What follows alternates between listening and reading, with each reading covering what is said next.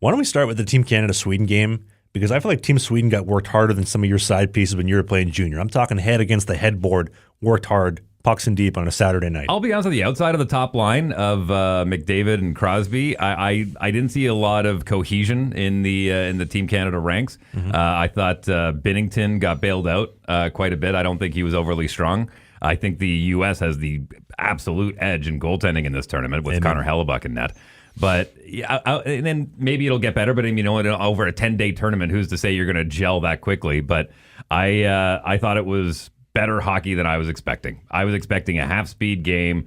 I thought these guys went out and played, and the whole idea of like, well, they're playing for the crest on the front. I didn't believe that, but after seeing a couple of games, yeah, I'm a believer. It's good hockey, and I think the NHL, they may have gotten it right this time, which is kind of hard to believe. I feel like that first line is like a bunch of crack addicts in a pharmacy. They're just running all over the place, cycling the puck around. They got that juice. They got that energy. I mean, McDavid just going coast to coast, almost chipping it by Gustafsson.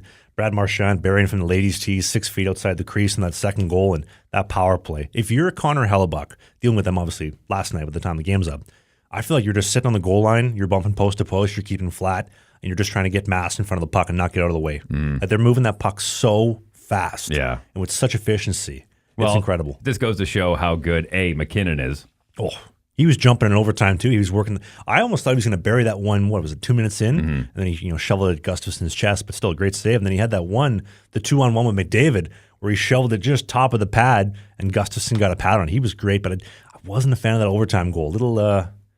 So we call that pre-shot movement. So Marner's coming in, and he's ready, and then he's getting tighter as Marner's releasing, and then he moves back out. Because believe it or not, and I know this sounds insane, 70% of all goals in NHL are the goaltender getting out of the way. Well, this goes back, and this is going to be something that came out way before you were born, but back in the 80s, Wayne Gretzky came out with the VHS called Gretzky Hockey My Way, and that was one of the big things that I took out of that. Wait for the goalie to make the first move.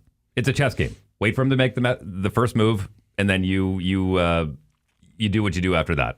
Well, and I think that stat probably has gone up since then with the goaltender getting out of the way because the game's gotten so fast. I mean, we appreciate it from sitting up in Section 308 in the upper deck of Canada Life Center watching the Jets play. But when you're on the ice and you see how fast the game is, it's incredible. So you have to do a lot of anticipating, lots of reads, a lot of hockey IQ.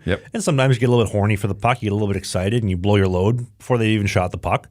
And that pre-shot movement of I'm getting ready to keep things tight or whatnot, you're getting out of the way. I mean, look at we'll talk about it in a sec, but that first goal, the only goal Connor Hellebuck gave up against the Finns, dude's like gaping for penetration under his arm. They squeak it by, a little bit of a leaky goal.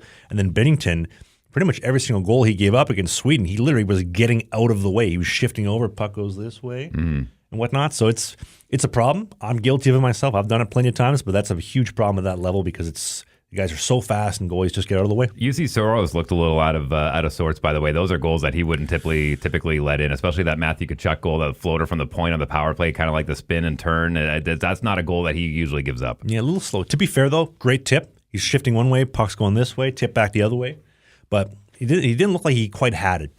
And I mentioned this to you when we were getting coffee this morning before we started recording. You're playing against the best players in the world.